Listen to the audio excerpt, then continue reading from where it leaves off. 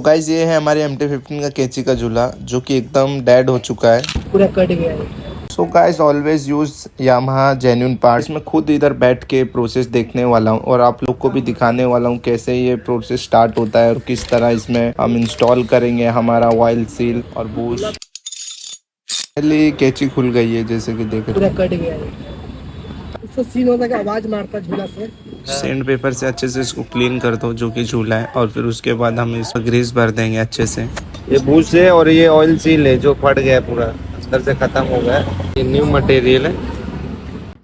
बूश फिटिंग किया जा रहा है और ये ऑयल सील जो कि अभी हम इसको फिटिंग कर रहे हैं। ये प्रोसेस है झूले का। इस तरह हमारा झूला रेडी हो जाएगा गाइस। तो अभी 2 साल तक अभी हमें आग बंद करके मोहब्बत से चलानी पड़ेगी गाड़ी। तो फिट करके दिखाते हाइट कैसी लग रही है गाइस हमारे MT-15।